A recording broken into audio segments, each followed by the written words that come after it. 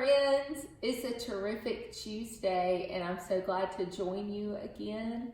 So on this terrific Tuesday, I'm going to tell you a story and read you a story and tell you a story about my plant here. So let's start off with it's Tuesday, March 24th, 2020. And let's look out and see what the weather is. What's the weather at your house? Is it the same as my house? It is raining. Let me tell you some jokes about raining, since I know that my class loves to tell jokes. Why did the lady go out in the rain with her purse open? Because she heard there was some change in the weather. What do you do when it rains cats and dogs? Be careful not to step in mud poodles. What about when it rains ducks and chickens? Oh, that's foul weather. We're not going to talk about that. Okay, so I would like to read you one of my favorite books. This book is called We Are the Gardeners, written by Joanna Gaines. We Are the Gardeners.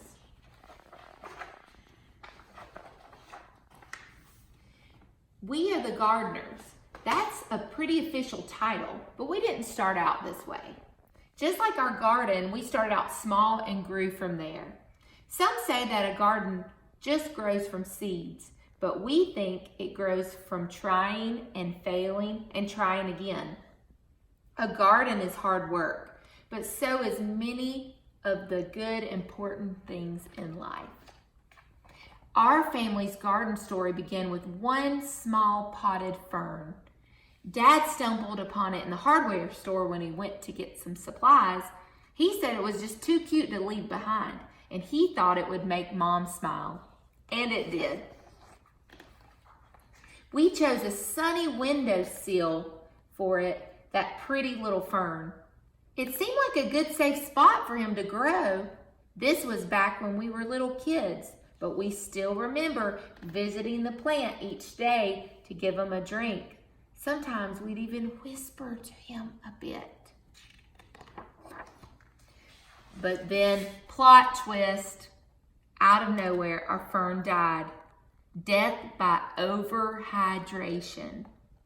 That's just a fancy way of saying we gave him too much water. Looking back, each one of us must have watered him every day. That's a lot of drinks for a little plant.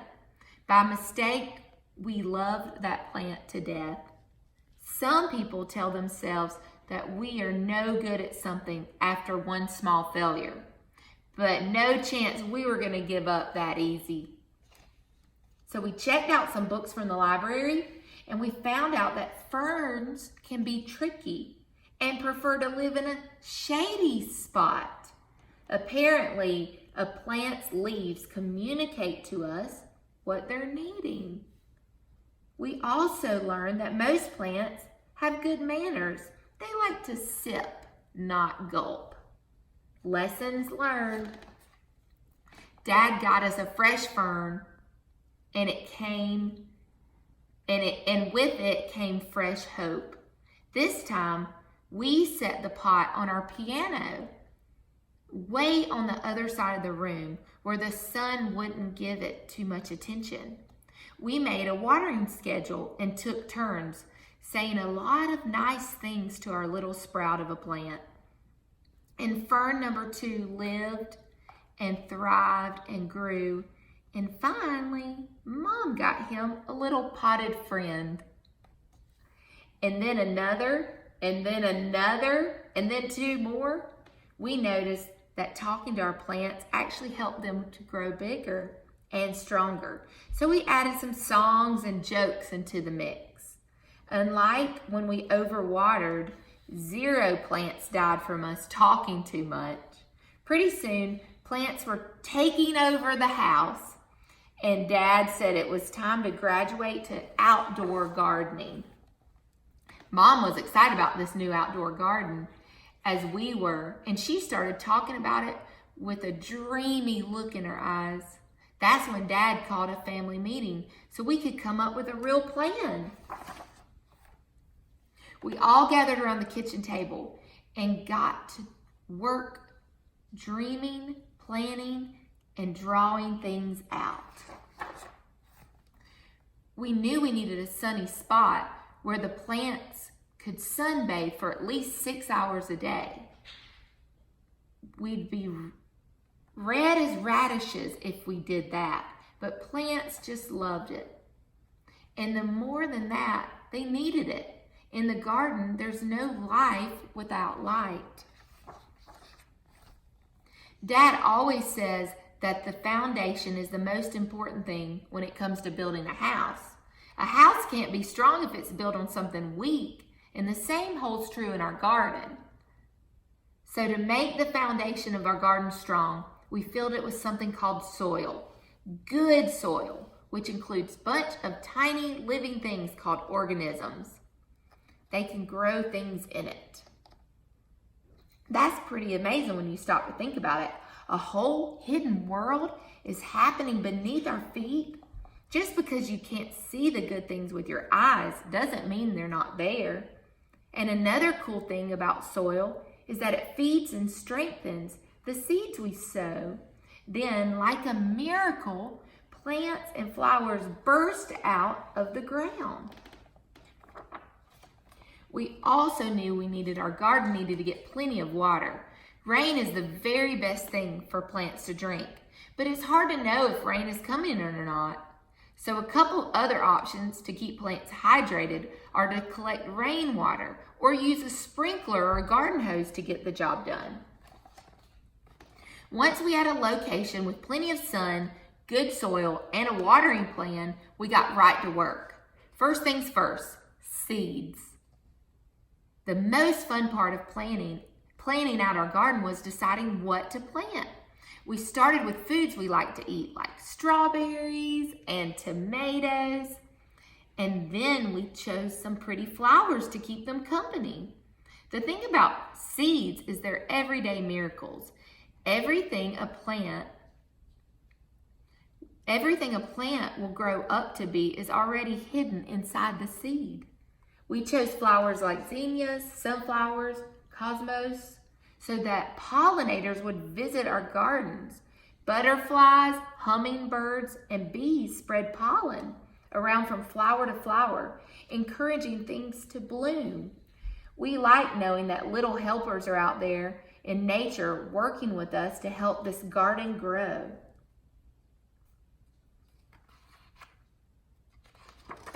The bees must have put the word out that we had a pretty good thing going, because sure enough, all sorts of critters started to arrive. We quickly found that there were 3 types of bugs in our backyard: the bad, the good, the bad, and the ugly. Let's start with the worst part. It was a pretty sad day when aphids arrived. They are some of the well-known villains in the garden. They suck the life right out of the plants. But then the ladybugs showed up to eat those pesky aphids for lunch. Ladybugs are part of the hero camp, bravely protecting our plant friends from harm. And then we've got to tell you about the earthworms. Earthworms, they're like the secret agents of the garden. Earthworms eat all the dead things like roots and old leaves and turn them into life for the soil. Every time we found one, we would all high five and celebrate. They aren't pretty, but who cares? They're awesome, and we love seeing the earthworms hard at work. We realized pretty quickly that we needed to keep the weeds out. They are the true bullies of the garden. Weeds try to steal the water, sunlight, and nutrients from our fruits and veggies. And it's our jobs to make sure those little rascals don't take over. If we ignore the garden for too long, the weeds run wild and hurt our beloved plants. It's so much easier to do just a little weeding every day. We were officially gardeners. We had a real-life garden to prove it. That garden became our pride and joy. Day in and day out, we tended to our plants, making sure they got plenty of sun and water. Every time a new plant sprouted up from the ground, our excitement grew right along with it. As time passed, our garden grew bigger, and so did our family. When our garden was finally in full bloom and growing tall, we'd run through the aisles and watch the butterflies flutter around us. But one day, as we were mid-skip, we noticed some trespassers helping themselves to lunch. And by lunch, I meant eating half of our garden. Animals may look cute and innocent, but sometimes they have a sneaky side. They can wipe out a garden in no time flat. The chickens ate the vegetables. The goats ate Mama's roses. The bunnies weren't picky at all. They ate anything in sight. Saying goodbye to the many happy plants was even harder than throwing away our first dead fern. We debated if we should just give up. Was it really worth it to start all over again? Then we remembered one very important detail. We are gardeners. It was our responsibility not only to grow this garden, but to protect it. So we put up a little fence to keep the animals out and got to work rebuilding our garden. It didn't take long to get our plants and flowers growing tall again. To this day, our very favorite days are when we get to go gather the fruits of our labor. Mom loves to set the table with pretty flowers in every color you can imagine. We let her dream up recipes for the food we've grown. Sometimes when we see all of that beauty laid out, we can't believe our hands helped bring that to life, and it makes all the hard work worth it. It's what keeps us coming back day after day, season after season. We still keep a little fern on the piano to remind us of our small beginnings. Every time we water it, we're reminded not to give up when things don't work out the first time. Because the thing is, whether one potted fern dies or half your garden is wiped out by little critters, every failure or setback teaches us something. Dad says that everything we choose to do makes us braver for the next time. There were so many lessons waiting to be learned and a whole world of gardening ready to bloom. We are the gardeners, and you can be too. I put my little plant right here with me today because this is an aloe plant. Aloe plants are great for if you have sunburn or a cut that needs to be healed. And this aloe plant last week was almost completely dead. It was actually gray. And I realized, just like with their first fern, that I was not watering it enough. I'd scooted the aloe plant to the side of my living room and was not giving him the attention he needs.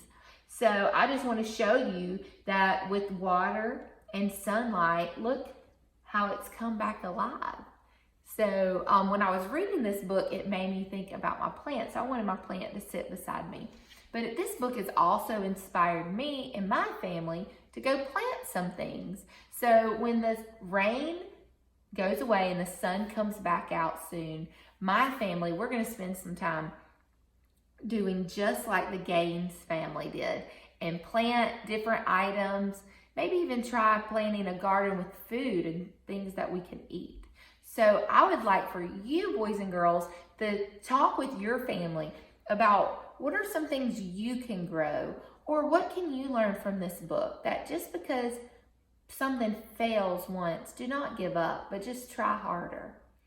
So I want you to think about this book and discuss it with your family about a few things, what it made you think of. Think about the characters and the setting and what happened first in the book, what happened in the middle of the book, and then what happened at the end of the book and what you learned from it.